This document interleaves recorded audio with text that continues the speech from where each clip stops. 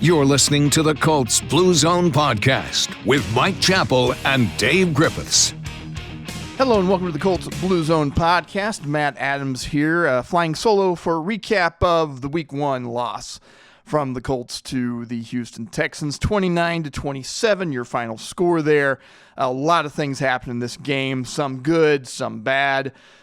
Some good quarterback play, some great quarterback throws, some poor quarterback play, some poor defensive plays. I think that's probably the most surprising thing for me. But the Week 1 winless streak continues, and in classic Colts fashion, we can't even call it a losing streak because of that tie to the Houston Texans in 2022 to open that season when Matt Ryan was the quarterback. We got the full Anthony Richardson experience with Green Bay on the horizon for next week. That will be a 1 o'clock kickoff in the Indianapolis market on Fox 59. All right, let's get into some general thoughts on this game. And I'll talk about Anthony Richardson. I'll talk about Alec Pierce and the offense a little bit later. But first, I want to talk about the defense, because I think if there's one thing in this game that many people did not expect, it was that the Colts would surrender 212 yards rushing to the Texans. This was a Texans team that was not very effective at running the football last season. And then, much has been made, and the Colts have been very confident in their front seven, their linebackers and this big group of defensive linemen that they've got with Buckner and Grover Stewart, and they're one of their only outside free agent signings was Raekwon Davis, who's supposed to be a space-eating tackle there in the middle. But the Colts just had no answers for the ground game for the Texans, and Joe Mixon just wore them out. 30 carries, 159 yards. He had a touchdown, 5.3 yards per carry. Again, the Colts allowing more than 200 rushing yards, and it seemed like every time the Texans ran the football, and some of it, most of it was Mixon, but some of it was Dameon Pierce as well. And any time that their guys got the football, it felt like it was they got 5 or 6 yards before a Colts defender got a hand on them. And even in situations where maybe the Colts would get a stop on 1st and 10, whether it was a defense, whether it was a pass play or maybe a run play, it felt like on 2nd down, just automatically they were getting in these situations where they would give up 5, 6, 7 yards on a rush, and then that set up a 3rd down situation, a 3rd and short, which the Texans could either complete a pass or just hand the ball off again and get the 1st down. And it was a bit inexplicable. The Colts the defenders talking after the game said something to the effect of they threw them a lot of different looks, which they did. There were some toss plays. They ran some fly motion stuff as well. They ran some stuff in between tackles. But it didn't really, there were the common themes of, to those watching the games, Colts defenders could not control the line of scrimmage. They could not set the edge. They could not shed their blocks. It just looks like they were manhandled and out of position. And the defense seems to think all of these issues are correctable, and it's Week 1. So for some of these teams, it is because there's so little to do in the preseason anymore, and we don't really see first-team offenses play a lot in the preseason these days. And we saw a little bit in the first half of the third preseason game from the Colts, but other than that, they didn't play a whole lot. Yeah, they've been practicing all that stuff, but games, real regular season games, completely different from what you see in the preseason and even joint practices and training camp. So, this for a lot of teams, it's really the first chance to shake down that first unit, and you're going to see some rust. You're going to see some rust from a quarterback who hadn't played since Week 5 against the Titans, and he only has, a certain number of starts above the high school level and all of those things. So you are going to see some rust and some inconsistencies and some guys out of position. So when the Colts say they believe these issues on defense are correctable, that they're fixable, that they're going to look at the film and they're going to figure things out, you've got to hope that based on the talent and the money that they spent on bringing back this group of defensive linemen, that's just not lip service, that the Colts can actually fix these issues, get guys in the right position, get guys shedding blocks.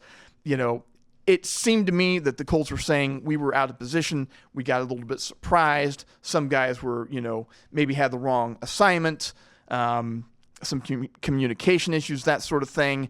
And I'm not going to say that's fine, because it's not. And this leaks into week 2 and week 3 and week 4.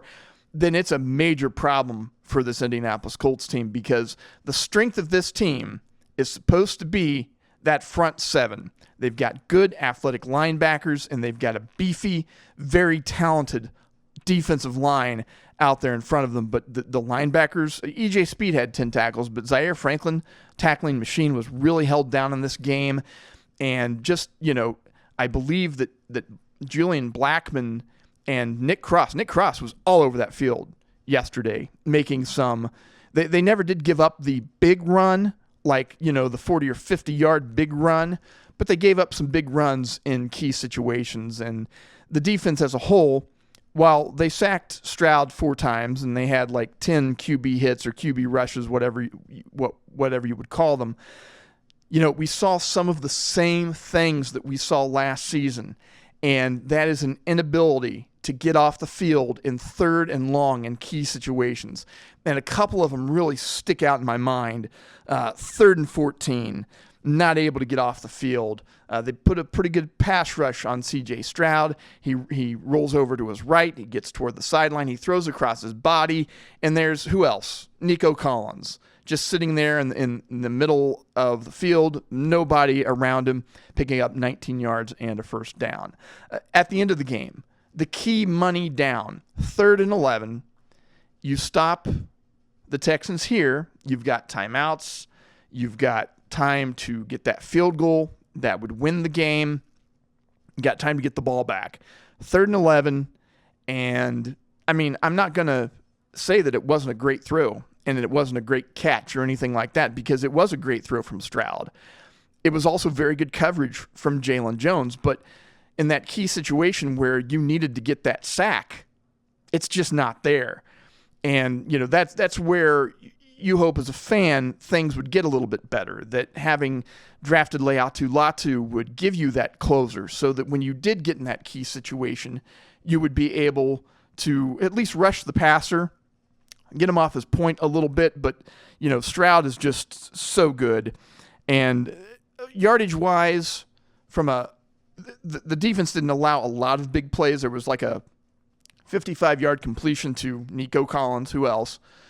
But for the most part, they didn't let the Texans get over the top on them. But in key situations where they needed that pass rush to come through, or they needed to get a key play, they couldn't pull it off. And then they had a couple, unfortunate things that happened. They rushed Stroud on one play. He tried to throw it away on the sideline. Juju Brents looked like he'd gotten an interception, made a really nice play on it, but he couldn't get his back heel in bounds. And so that negated a turnover there. And then later in the game, they had a situation where Kenny Moore picked off a pass. And that one, so the Juju Brents one got overturned on review. And then Kenny Moore's interception was negated by a holding penalty against Jalen Jones. So, no turnovers for the Texans yesterday, but there were a couple of close calls. And, the Colts just couldn't pull things out as far as that goes. Another 100-yard game for Nico Collins versus the Colts. Big new additions. And we've talked about these big new additions from the Texans and how we think that it made them a better team. And again, it's week 1, so overreaction is par for course here when you're talking about NFL football. But you saw Joe Mixon just dominate the game here. He was, kind of this quote-unquote washed-up running back that they got from Cincinnati. And obviously there's still a lot of gas left in that tank for Joe Mixon, unless he ran himself out in week 1. We'll have to find out as the season progresses. And then Stefon Diggs, he didn't have a huge game, but you know what? He had some huge catches, including a touchdown. And of the coverages and the mix-ups that we did see from time to time, probably inexplicable was the game clincher there with Diggs getting wide open, Nick Cross trying to sprint across the field to get to him, and basically just gave a free release to the Texans, one of the Texans' top targets. And you don't like to see those things. Leading tacklers for the Colts were Nick Cross and Julian Blackmon, and that tells you how often the Texans were getting into that second level against the Colts, that they were not getting their defensive linemen or their linebackers off their blocks, and that the secondary guys had to clean those things up. And that is never a good sign. You really don't want your guys, your safeties especially, coming up and having to make a lot of play-saving tackles. And to their credit, they did tackle well. The safeties did, but that's not how you don't want it to work that way. The Texans ran 76 plays to the Colts 43, and a lot of that was because the Texans were able to run the ball. They were able to hold the ball for 40 minutes to the Colts 20, and a lot of that is because the Colts were down in this game. The Texans were running the ball effectively. When the Colts struck, it was all quick strike stuff, and while it's refreshing to see that quick strike offense after a season in which the quick strike was not readily available to the Colts, it does have there's a flip side to it. And the flip side is, yes, we can score in, a minute or whatever, but that also means that your defense is only resting for a short period of time, and then they're back out there, on the field, not getting much of a rest and having to go and try to tackle Joe Mixon again and deal with that line that just pretty much handled the Colts pretty well yesterday with, blocking and misdirection and some clever play calls. So that's the long and short of it there on the defensive side of things. Again, they had 4 sacks. Only one of them came in the second half. It was an impactful sack, though, because it led to a punt block, and then the Colts scored not from the block directly, but on the next play on a Jonathan Taylor run. And so that really turned the game around. I think if not for that punt block, I don't think we would have had kind of the exciting finish, the intriguing finish that we had to this game. All right, let's move on past the defense there. Talk about the offense. Running game really never took off. I mean, if you were to give me a statistical rundown of this game after the kind of a blind draw, you would think that the Colts would be on the positive edge of the rushing statistics, and they just weren't. Really not able to open a lot of holes for Jonathan Taylor.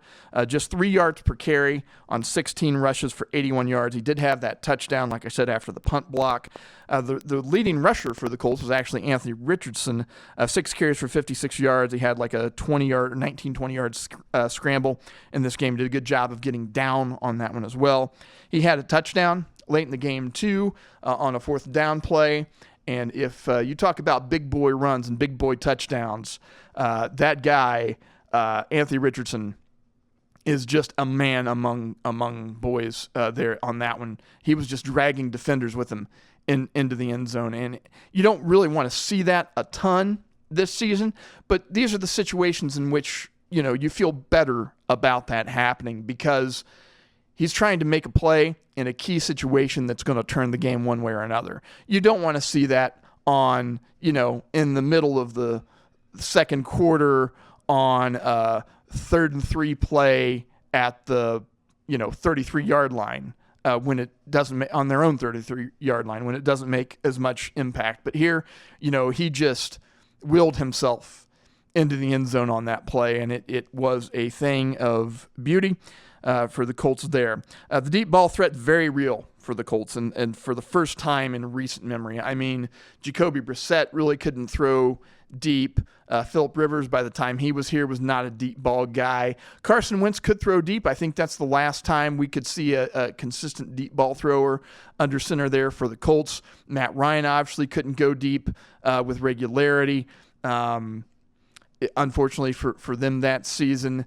We saw some from AR a little bit last season, and very sparingly from Minshew, who just doesn't have the big arm talent that Anthony Richardson does. So to be able to have that quick strike stuff is a tremendous tool to have in your offensive toolbox, but you don't want to have to rely on it for every drive and every score. And for the most part, that's what the Colts relied on in this game, particularly in the second half. Alec Pierce, really nice game from him.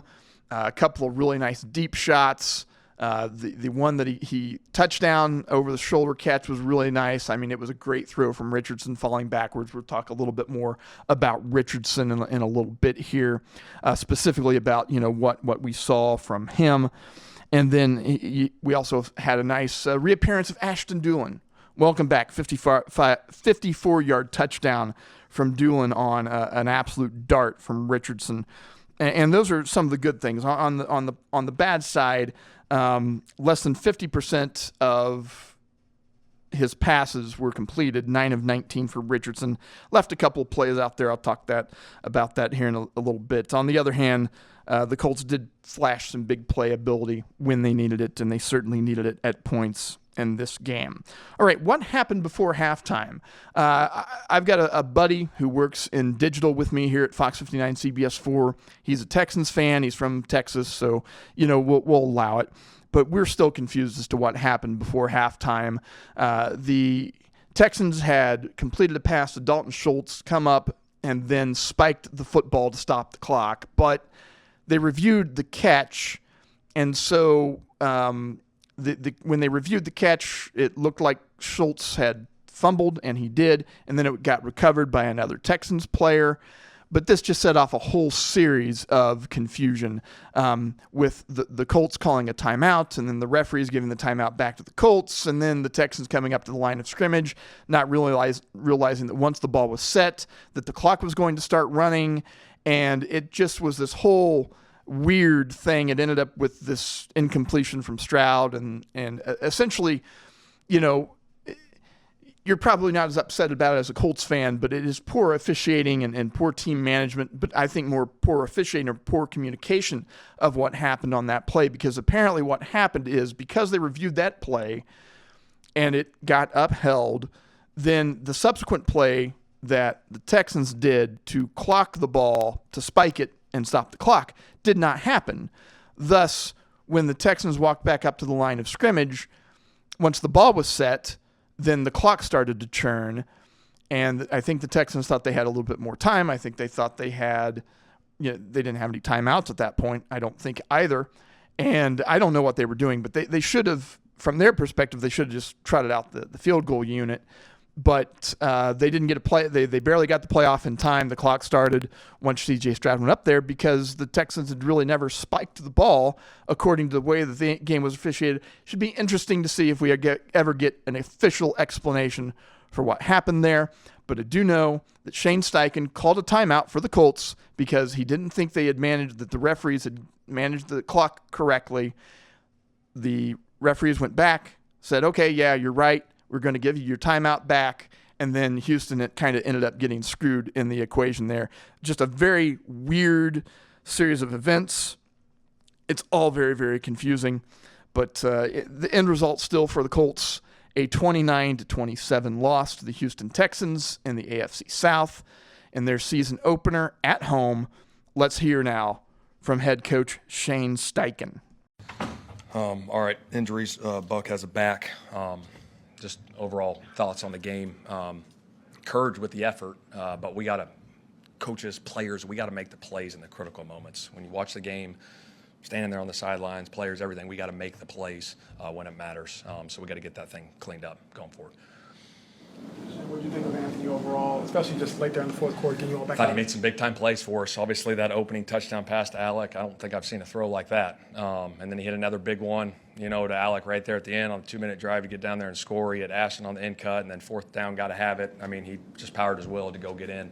I thought he did some really good things coming back. What's going on in the pass to Alec? Are those just plays you can't necessarily teach? That's just physical ability, launching that ball down the field. There's not many guys that can do that. What's the next step? It's just like consistency. Yeah, it's just consistency. Just each week, that's what we're looking for. Consistency, week in and week out, getting better as we keep going through this thing for sure. Like the two he missed on AD.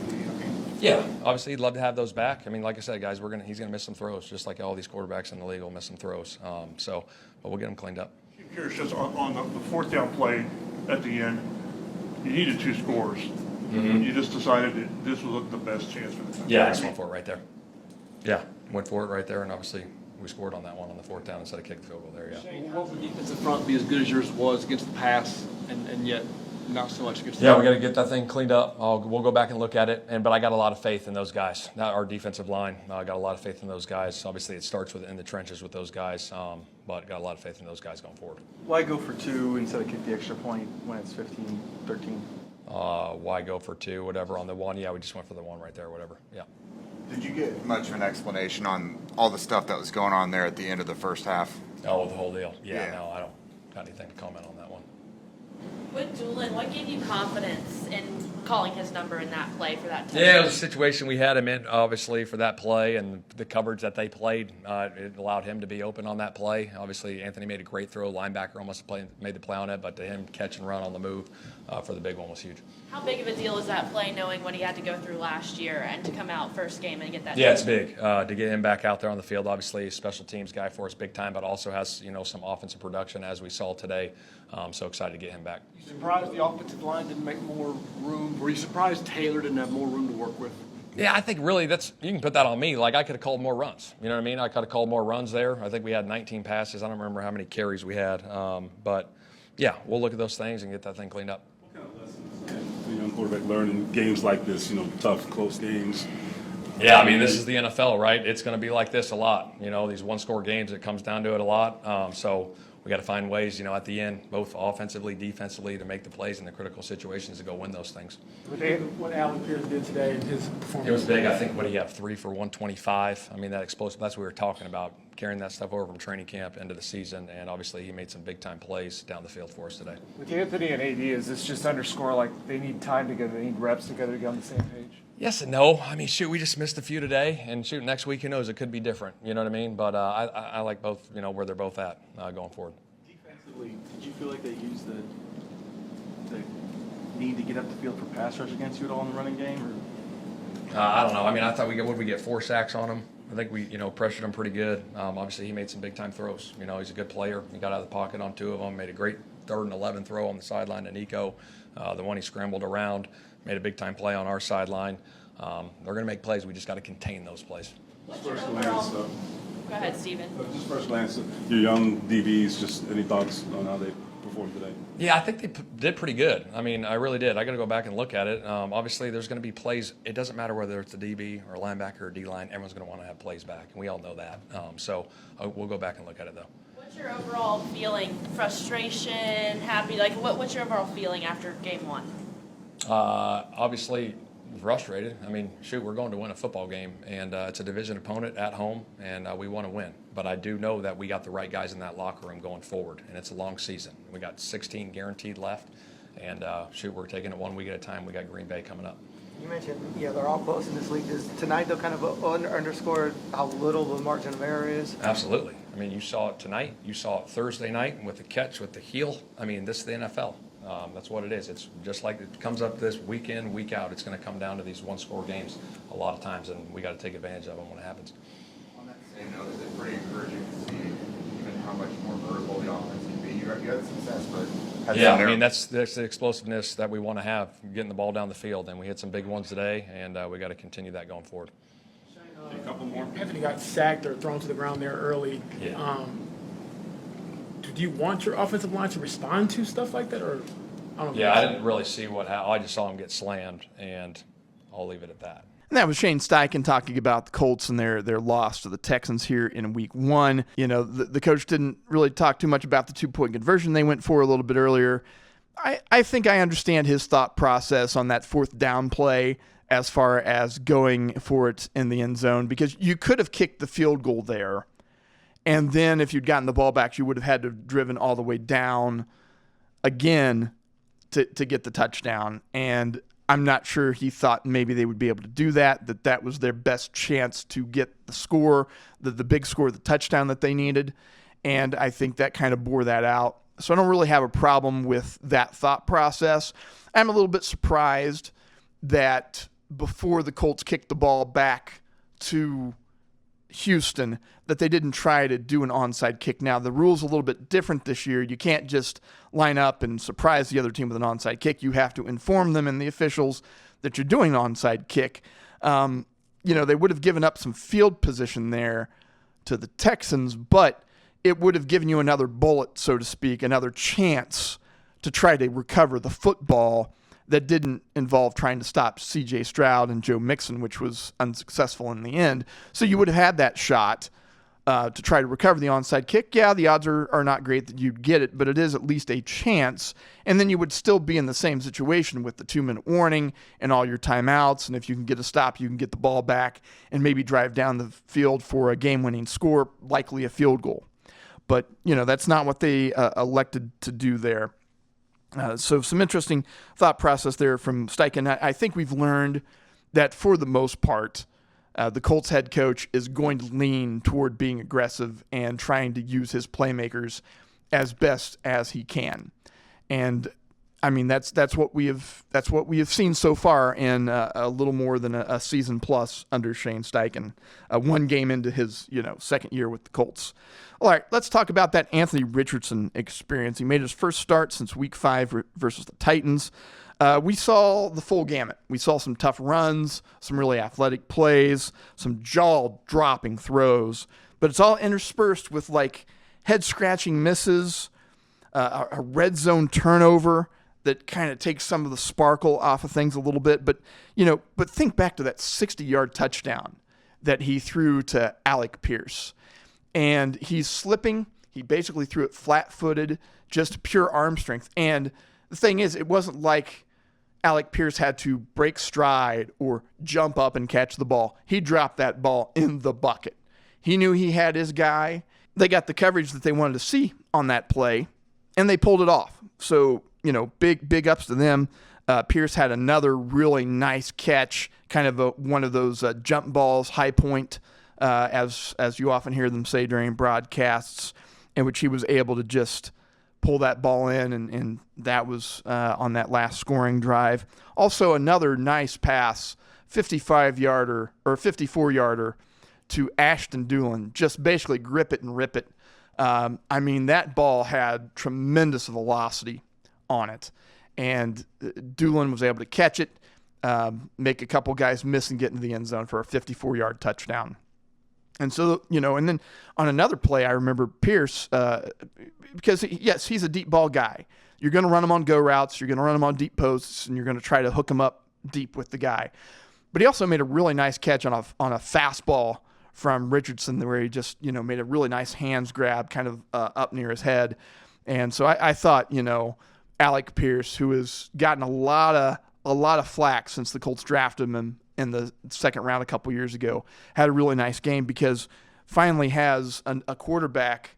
Because, yeah, Pittman had some decent deep balls when Wentz was here, but Alec Pierce didn't play with Wentz. He played with Matt Ryan and, Nick Foles and Sam Ehlinger and, had a little bit of time with AR last season, but spent most of the season with Minshew. And that just was not the strength of Gardner's game. So you've got a quarterback whose strengths don't match up with the strengths of the wide receiver, and so then it looks like the guy has a down year. But we saw Alec Pierce can be an effective playmaker, and if he can work on some of those underneath routes and become a real polished receiver, I think he could be really an asset for the Colts. So with the good comes with the bad. Richardson also, he had 5 targets to Adonai Mitchell, and he could not get him the football. He only caught one pass for a couple yards, and Mitchell had the chance to make some really big plays. It started off in the first quarter. The Colts went forward on a 4th down play. Mitchell wiggled loose, but the ball was really nowhere near him. I don't know if it was a miscommunication or just a bad throw, what have you, but not able to get to him. Then we had another instance where Richardson had Mitchell wide open on the left sideline. He did a little double move, and he got past the defender, and that ball was just outside, just beyond the fingertips of Mitchell. I don't know if maybe he laid out for it. If maybe he could have made a catch, it would have been a tough catch either way. But you think about that throw that he made to Pierce, and you're like, why can't you do that every time? Well, it's a hard thing to do, okay? And that would have been a walk. Mitchell would have sprinted to the end zone on that one. More egregious, in my opinion, was another one where he again, Mitchell made a nice move, got some separation. He's wide open in the end zone. And, I mean, just a misfire. pure misfire. I don't know if maybe Richardson expected Mitchell to drift a little more in or whatever, a little more to the inside, but he had him wide open and just completely missed that pass. And so that should have been a score for the Colts. Now, it's funny how things go in the game of football and how things go for the Colts, but the connection that would have been along the left sideline a few plays later, Richardson hit Doolin for the touchdown. So that kind of negated that miss. But what makes the miss to Mitchell on the right sideline where he was in the end zone is what makes that hurt so much is that a few plays later, Richardson kind of hit one high and outside, so to speak, to Kylan Granson. Now, Granson appeared to lose his footing a little bit coming out of his break, so he was a little slower getting to that ball, I think, than what Richardson expected. But he misses that throw, or there's a misconnection on that throw, and then the Texans end up with an interception in the red zone on that play. And so, that's the thing. You miss that touchdown pass to Mitchell along the right side, that possession ends up being an interception, and the Colts get no points on that play. And wouldn't if they'd gotten in the end zone, obviously it would have been great, but wouldn't 3 points have been fantastic there? Look at that final score. That would have changed the dynamics of how the Colts and the Texans went about their decision-making toward the end of the game. And I'm sure by virtue of that, too, that the Texans would say, well, just imagine what would have happened at the end of the game if we had hit the field goal at halftime instead of whatever happened in that play. So, you've got the good and you've got the bad there, but the one pass to Mitchell, well, the Colts end up getting a touchdown anyway. The other miss, ends up in a red zone interception. And in this game, in the NFL, with teams so competitive, margins so tight, you cannot afford to give that ball away there in the red zone. So you know what? I mean, I think for the most part, people should be excited for what they saw from Anthony Richardson, while also knowing that, as we've all known, and as we've been saying, still very much a work in progress in what is essentially, a continuation of his rookie season. But what did the Colts quarterback have to say about it? Let's hear from Anthony Richardson. Just how you kind of sum up how the game went, a lot of ups, downs, but just what are your takeaways? It's football. We didn't come out with the outcome we wanted. We didn't win despite what happened out there. We just got to execute better as a team, as a whole, and just get a victory next time. Can you take us through that throw to Alec Pierce, what you saw, your decision to throw it, and obviously the excitement afterwards? That's a shame, dialing it up. We were expecting a certain look on that. We got the look. AP just did his job, and I just had to deliver the ball to him, and I think I did a decent job getting the ball there, and he made a play. Then you got hit on your hand at the end, I think. Yeah. Is there any issue there? Nah, it's just football. It's going to be physical out there. Just got to play through it. That touchdown run on fourth down at the end, I mean, just what – were you confident you'd get in, or is it one of those you just refuse to be denied? Like, what was kind of going through your mind in that moment? Shane caught the play, and fourth down right there on the goal line. It's got to have it situation. He told me you got to have it, so I just had to find a way to make sure we put up some points. They did a great job covering up the routes, and I just felt like one-on-one, I should be able to make a play, and I did that. You and AD kind of started going on the same page today, I guess. How would you explain what happened out there? That's just me. I got to hit those. I got to be better, in the pass game. He did a great job getting open. I just got to, keep working, keep learning him as a receiver and just give him the ball so he can make his plays. When you watch video, will you be more critical of yourself for plays that you didn't make as opposed to the big plays you did?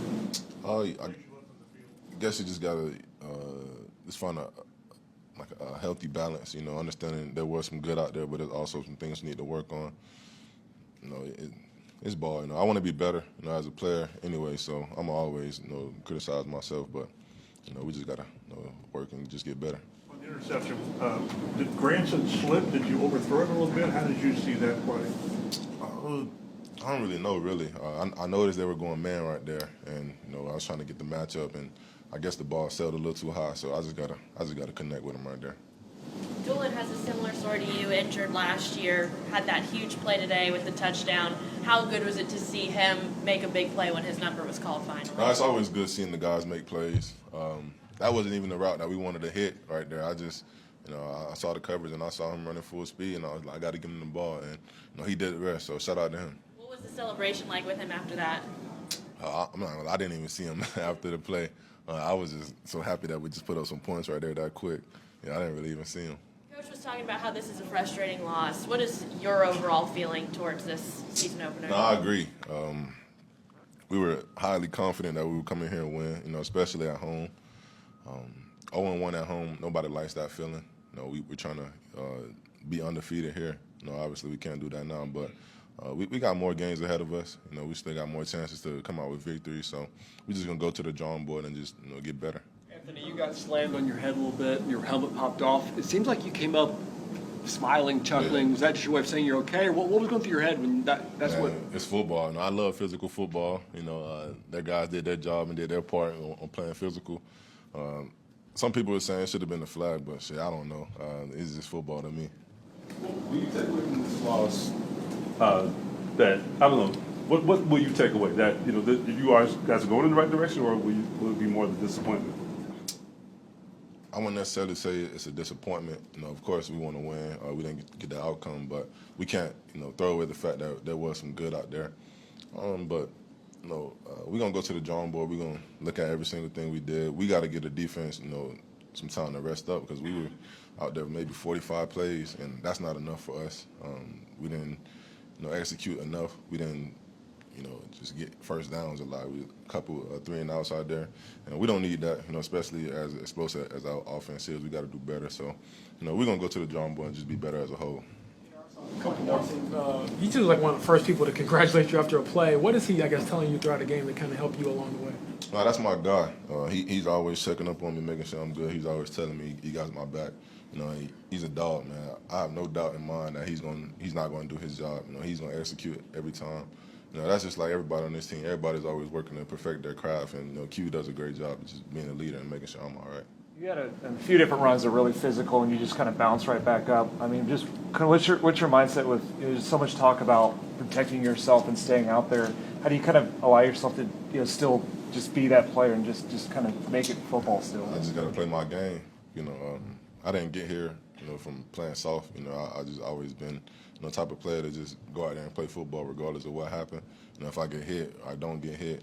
It don't really matter to me. I just try to play football and just do what I can to help the team out. And I think I did a decent job of just playing physical out there. When you slipped a little bit, did you still think I'm going to throw this anyway, or? Yeah, for sure. Because we had to look. Regardless of what I did back there. Even if I would have failed and rolled backwards, I probably would have got up and still tried to throw it to him. Just give my guys a chance.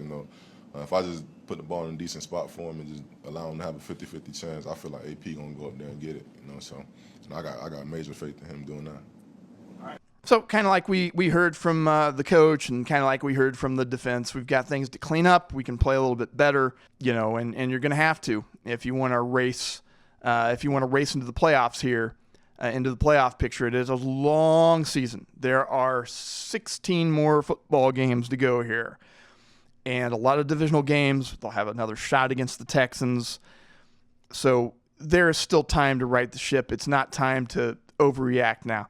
If the Colts are 0-3, 0-4 at the start of the season, it'll be a different story. But they've got a chance to get themselves right against Green Bay next week, who will be missing their quarterback, Jordan Love.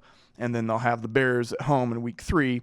And while that was a very impressive defensive performance for the Bears this week, you do feel like games against Chicago are at least winnable for now until proven otherwise. Just a couple of – they're not really shout-outs, because usually that implies that you're shouting out guys for doing good things. But if you are a Colts fan, I don't think you want to see Nico Collins anymore. He had 6 catches for 117 yards against the Colts, 55-yard jump ball, huge catch on 3rd and 14 on a scoring drive. It eventually led to Joe Mixon's touchdown run, and then the game clincher, what was essentially the game clincher, on 3rd and 11. That allowed the drive to continue instead of having to force the Texans to punt. just a guy that my friend who's from Texas talked about how T.Y. Hilton, who struck the anvil before the game for the Colts this game, used to antagonize the Houston Texans. Like, T.Y. had his best games against the Texans, sometimes when he was playing on one leg. And he was just like, I think Nico Collins might be your guys' T.Y. Hilton. And early returns, hard to disprove that theory right now. Also, C.J. Stroud. I think I've said it before on the podcast. I was high on Stroud. I liked him a lot. Would not have been bad to me if he had fallen to the Colts in the draft. I think they would have been really happy with that. I think he's a very good quarterback. Just one play that stuck out in my mind was in the first half. Stroud was having a little trouble with his footing near the logo, and I'm not sure if it was a turf or because of a newly painted logo or what have you, but he slipped and he fell, but he kept his eyes upfield the whole time and still managed to complete a pass to a guy for a first down, because this guy's a killer. And he definitely has got the Colts' number right now. He scrambled away from pressure. I talked about this play earlier, threw across his body, found Collins on a first down. It's kind of the play where, when you're on the sideline, you're going, no, don't throw across your body. Oh, great throw, good play. Way to go, CJ. Knew you had it all along. And then that dart that he threw on 3rd and 11, Jalen Jones was in great coverage. There was not much of a window for that ball to get there. And Stroud, the self-proclaimed ball placement specialist, put it right where it needed to go. Nico Collins making a nice catch, getting the knee down. One knee is 2 feet, so that's a catch there. And that essentially salted things away for the Texans, allowed them to run some more plays, make the Colts burn their timeouts, and not be able to get the ball back. Just broke their back. And that's where, we talk about the defense. There's a 3rd and 14 play, couldn't get to the quarterback, couldn't get him down. They got to the quarterback, couldn't get him down. 3rd and 11, he gets that throw off. And even though, he's got some guys in his face a little bit and you got good coverage, sometimes players just make plays. Sometimes the other guy is better than you. And on Sunday, the Texans were the better guy, I guess. All right, well, we're going to have to move on now.